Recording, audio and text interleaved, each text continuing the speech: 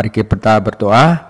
Tuhan Yesus, terima kasih hari ini kita masuk ke dalam inti dari Injil, yaitu Kristus Yesus, Engkau mati untuk dosa-dosa kami.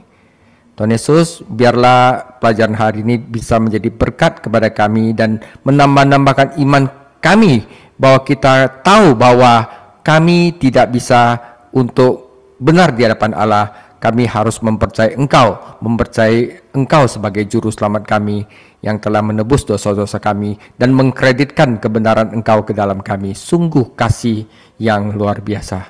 Tuhan Yesus, terima kasih. Lepas kami juga daripada yang jahat, jauhkanlah kami dari pencobaan, karena Engkaulah yang punya kerajaan kuasa untuk selama-lamanya. Amin. Saudara, Matius dan penulis Injil lainnya mencatat fakta sejarah tentang penderitaan dan kematian Tuhan kita, Yesus Kristus. Para penulis surat-surat perjanjian baru harus menjelaskan makna teologis dari peristiwa ini. Sejarah menyatakan bahwa Kristus memang mati, tetapi secara teologi menjelaskan bahwa Kristus mati untuk dosa-dosa kita. 1 Korintus 15 ayat 3. Mari kita pertimbangkan berbagai jenis penderitaan yang dialami Tuhan Yesus pada hari itu. Pertama, dia diejek oleh para tentara Romawi. Ya, dia dimakotai mahkota duri dan dia pura-pura menyembah, katakan, "Hai Raja Yahudi." Oke, Yesus disalibkan dan Yesus juga diejek oleh orang-orang Yahudi. "Kalau engkau anak Allah, turunlah dari sini." Ya, oke. Dan yang keempat, yang paling Tuhan Yesus sedih, yaitu ditolak oleh Sang Bapa. Dan yang kelima, makamnya pun dijaga ketat, ya. Dan ini adalah rangkaian dari penderitaan yang Tuhan Yesus terima, ya, untuk menebus dosa-dosa kita. Kita mulai satu-satu. Pertama, diejek oleh para tentara. Matius 27 ayat 27 sampai 30.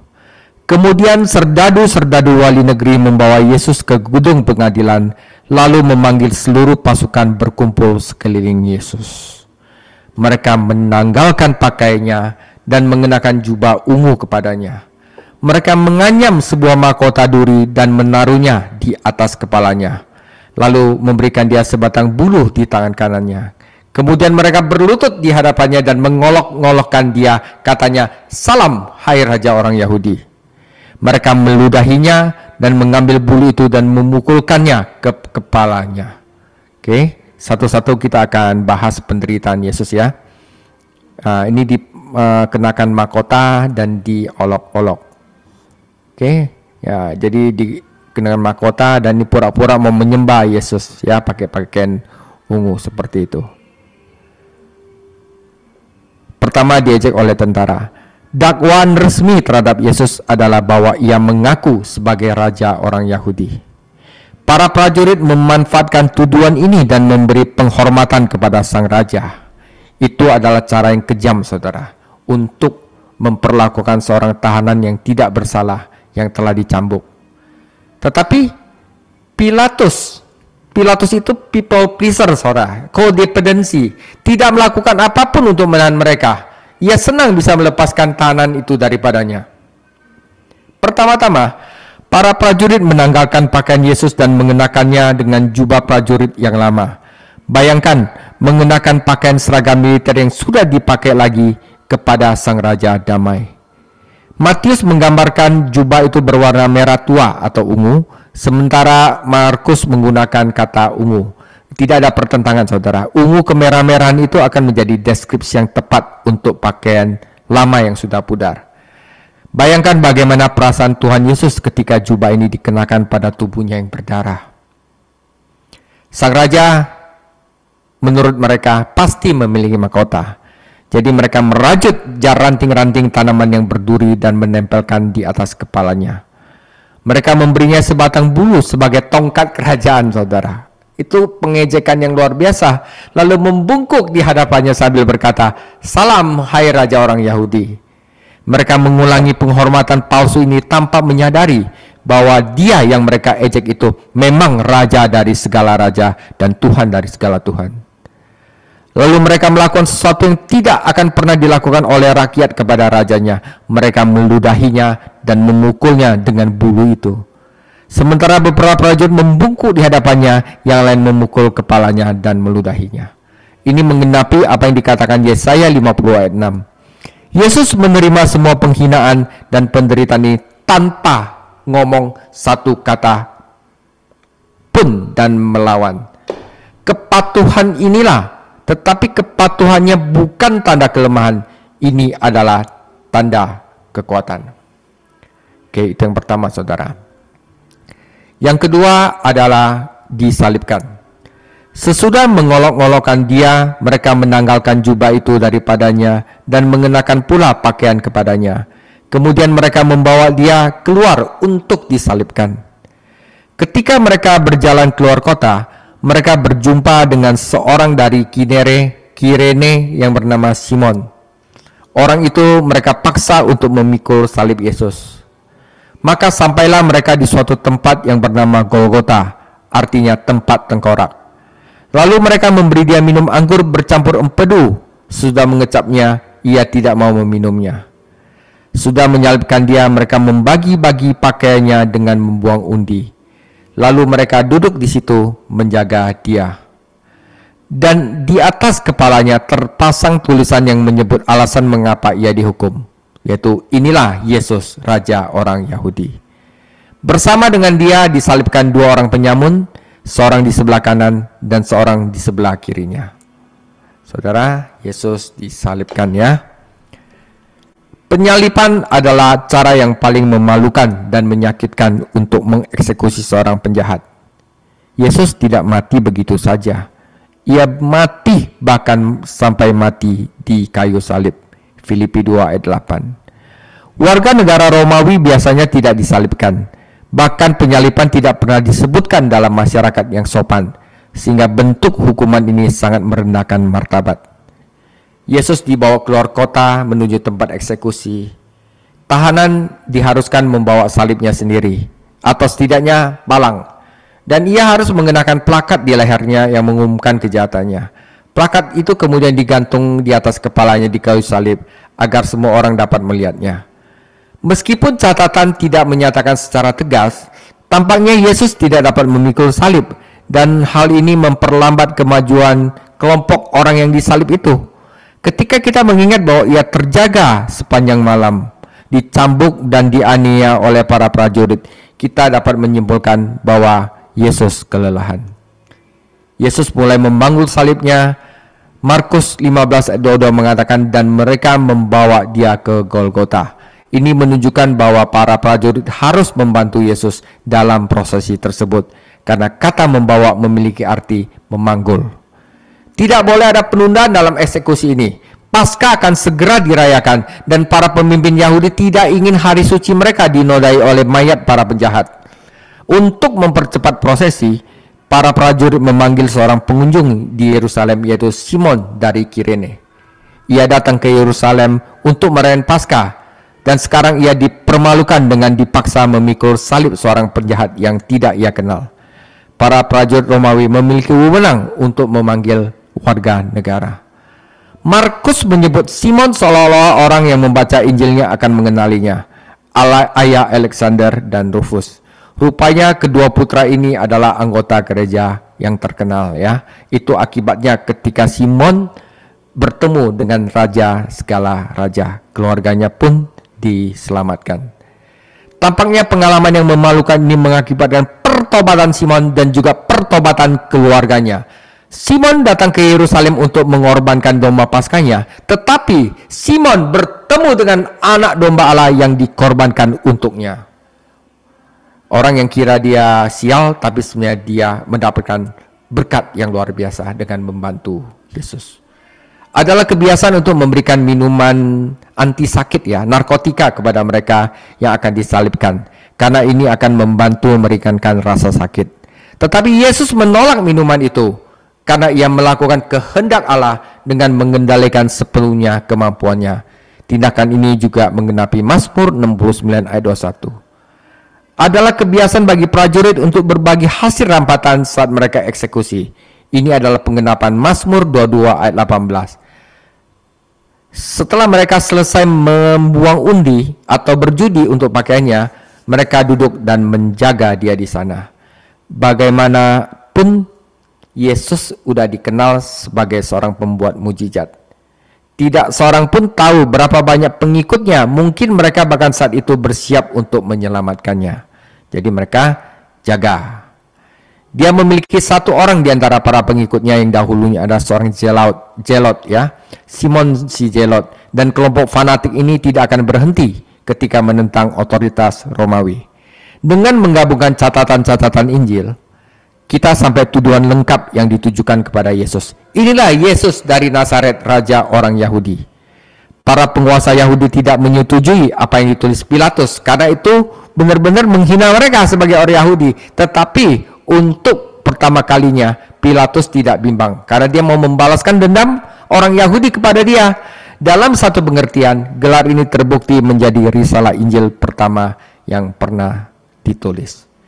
Ya, jadi Pilatus tulis, inilah Yesus dari Nazaret, raja orang Yahudi. Salah satu penjahat melihat itu dan percaya kepada Yesus, akhirnya diselamatkan.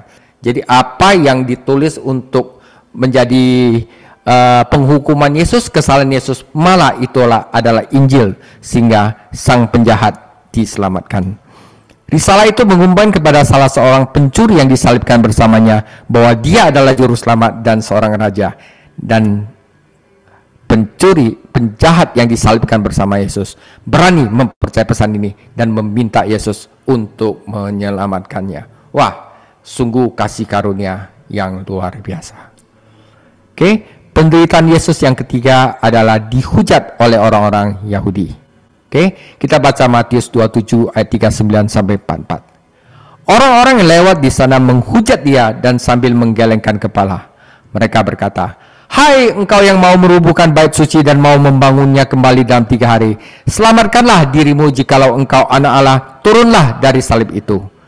Demikian juga imam-imam kepala bersama ahli-ahli Taurat dan tua-tua mengolok-ngolokkan dia dan berkata, "Orang lain ia selamatkan, tetapi dirinya sendiri tidak dapat ia selamatkan.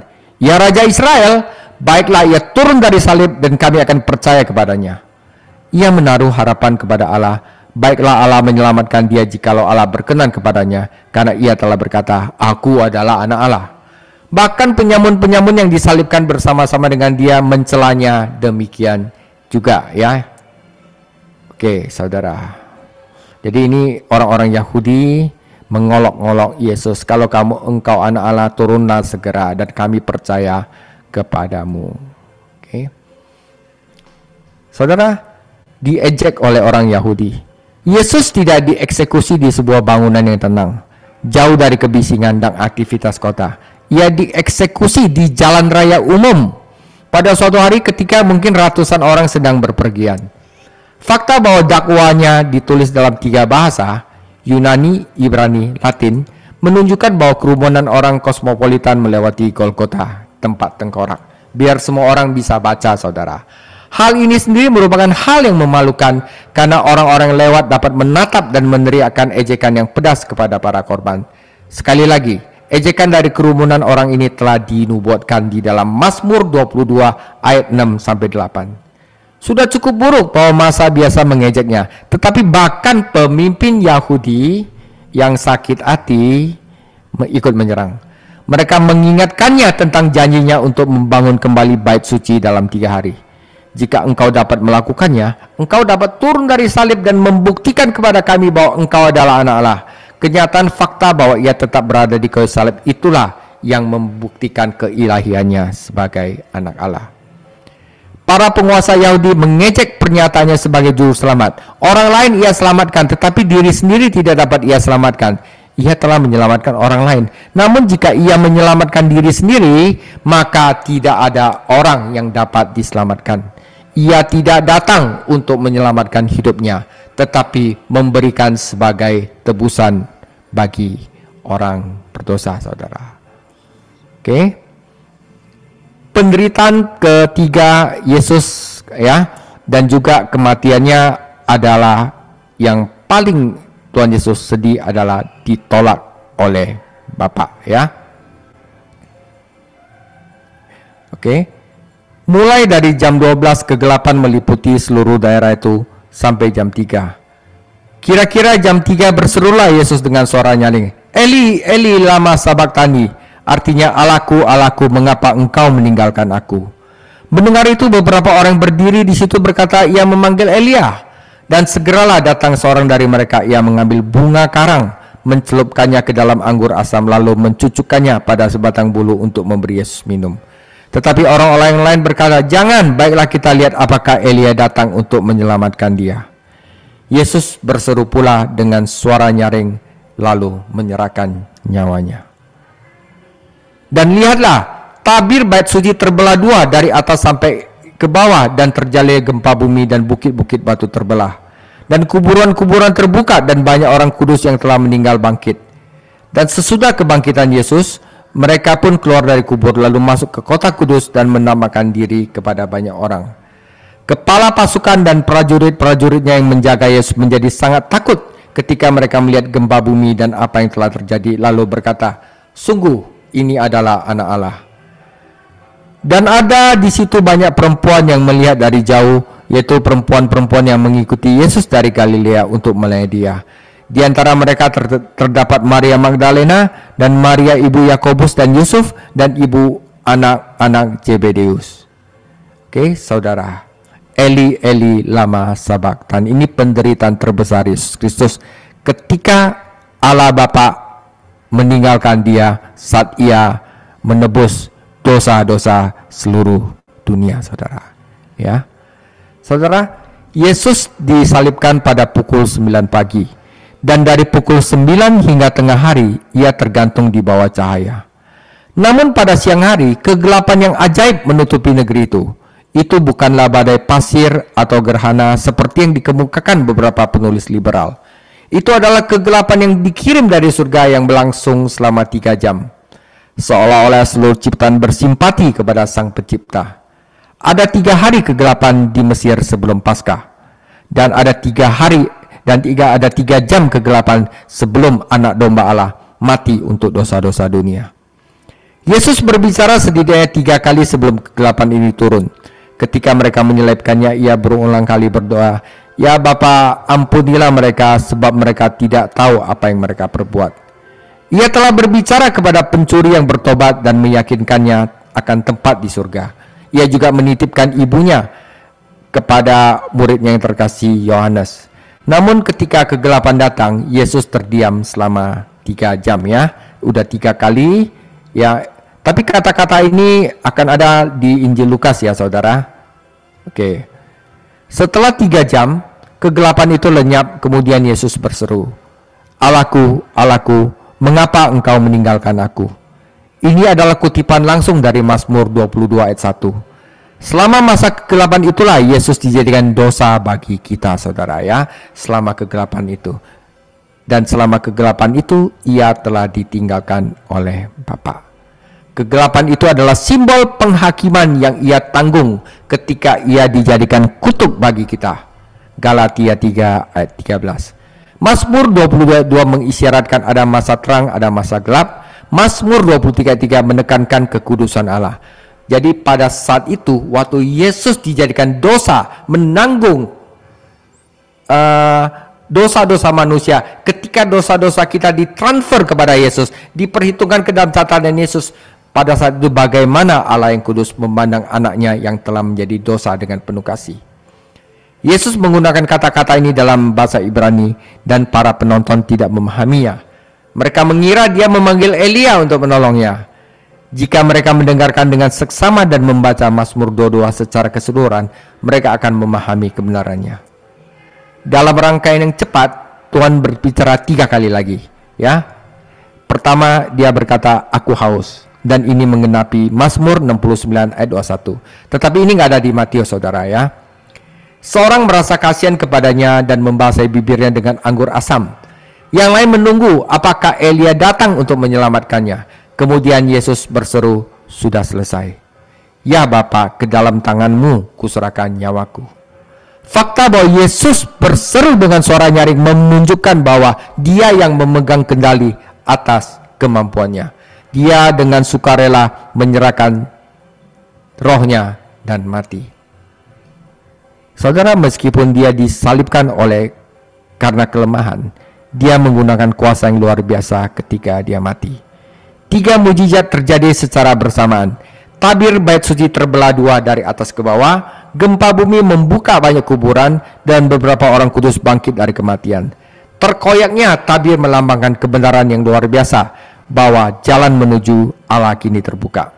Tidak diperlukan lagi bait suci, tidak diperlukan lagi imam, tidak diperlukan lagi altar, kurban. Yesus telah menyelesaikan pekerjaan keselamatan di kayu salib.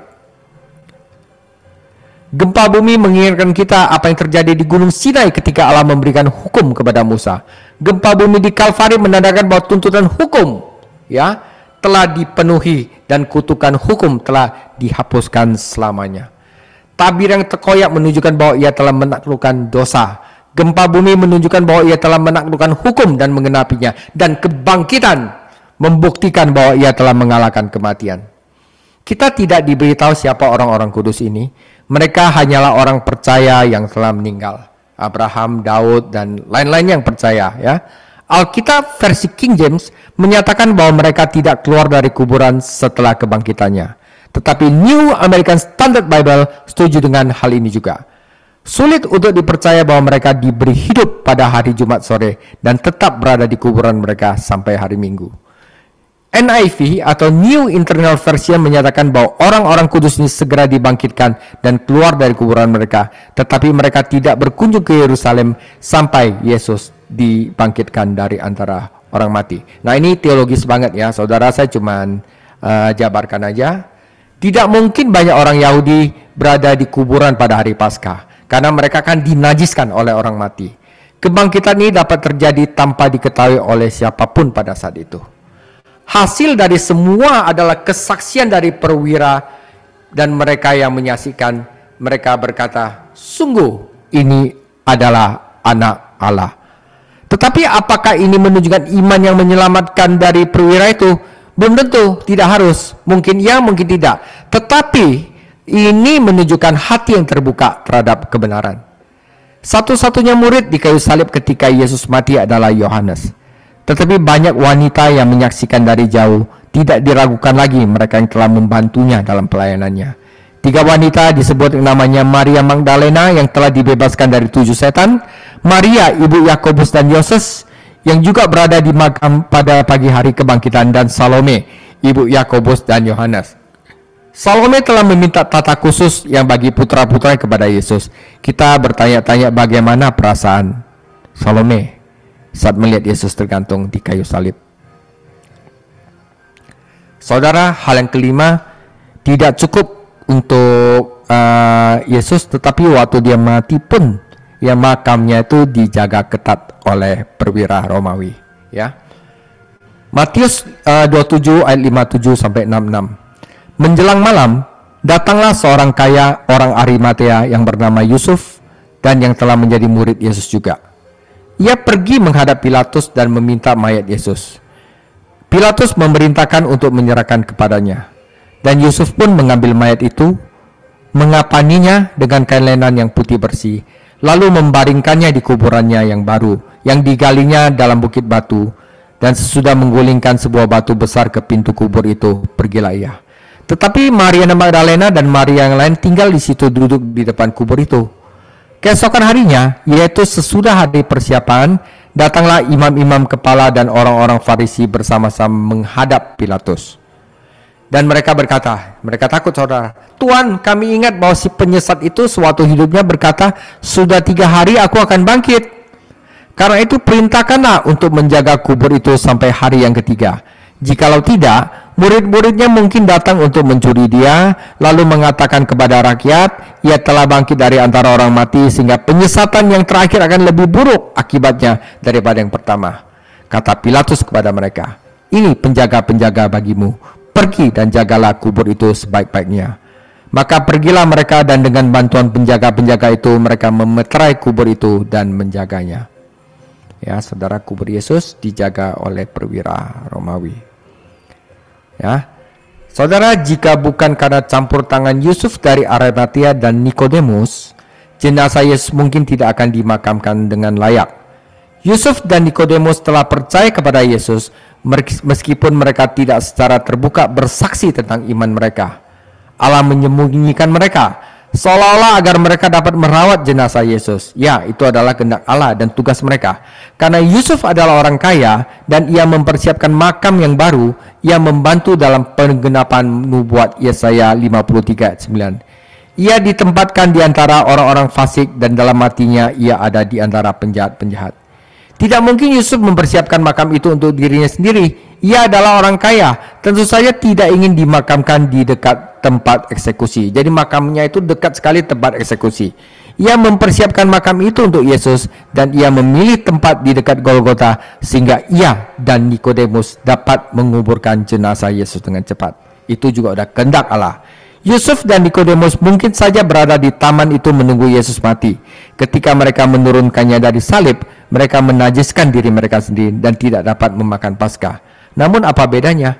Mereka tidak memakan Paskah, tetapi mereka telah menemukan anak domba Allah, saudara. Berbeda dengan perhatian penuh yang diberikan teman-teman Yesus, perhatikan rencana dan manuver para pemimpin Yahudi. Para murid udah lupa bahwa Yesus berjanji untuk bangkit dari kematian pada hari ketiga. Tetapi musuh-musuhnya mengingatnya. Pilatus mengizinkan para pemimpin untuk menempatkan seorang penjaga di makam. Penjaga ini menempelkan meter resmi Romawi di batu tersebut. Semua itu berasal dari Allah, karena sekarang tidak mungkin bagi siapapun, kawan atau lawan, untuk mencuri jenazah tersebut. Tanpa menyadarinya, para pemimpin Yahudi dan pemerintah Romawi bekerja sama untuk membuktikan kebangkitan Yesus Kristus. Ya kan?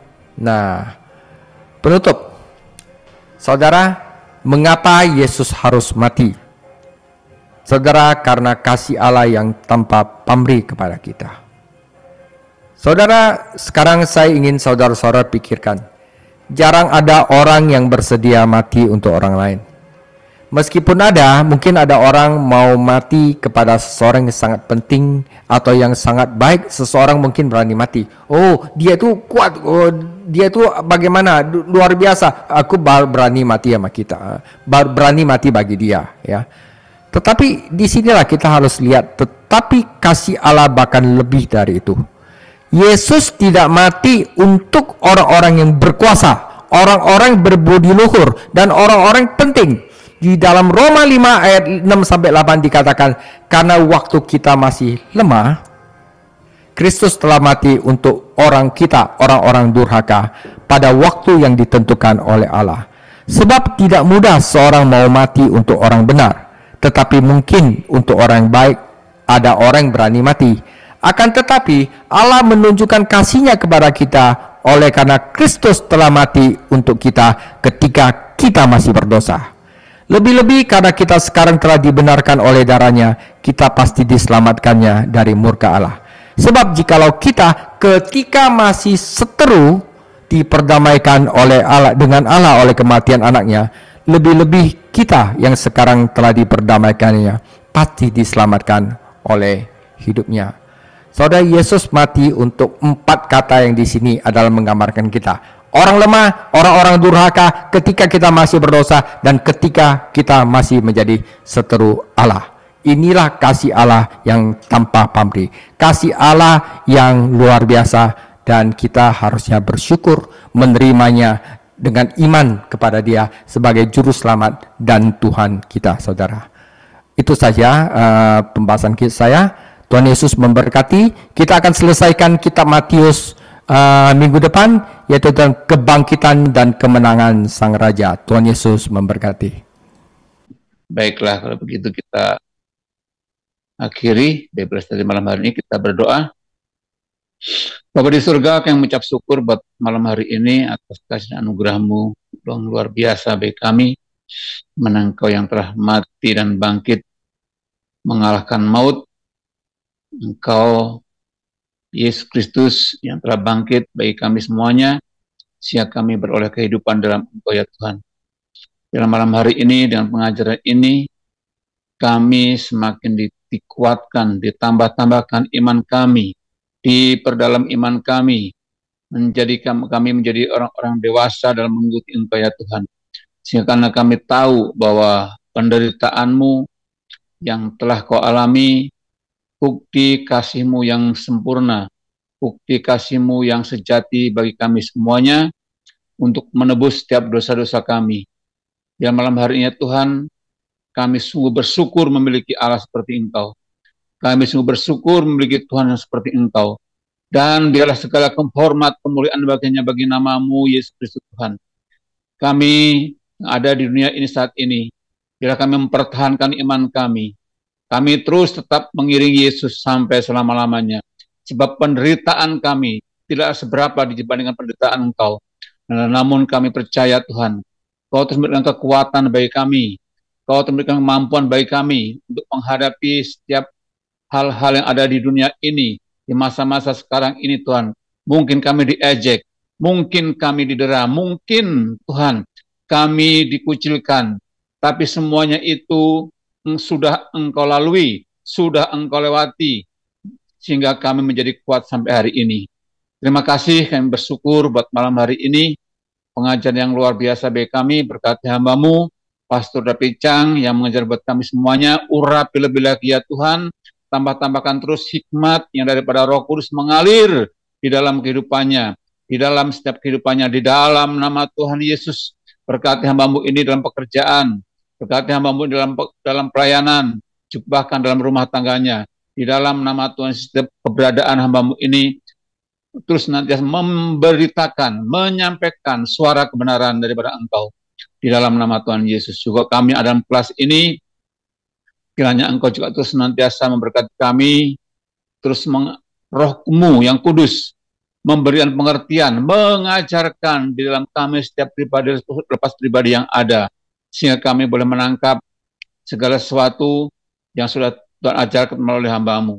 Dalam nama Tuhan Yesus, dan kami mengakhiri pada malam malam hari ini dengan menerima berkat yang daripada Engkau. Semoga Allah damai sejahtera menguduskan kamu seluruhnya, dan semoga roh, jiwa, dan tubuhmu terpelihara sempurna dengan tak bercacat pada kedatangan Yesus Kristus Tuhan kita, dan kasih karunia Yesus Kristus Tuhan kita selalu menyertai kita dari sekarang sampai kita bertatap muka dengannya.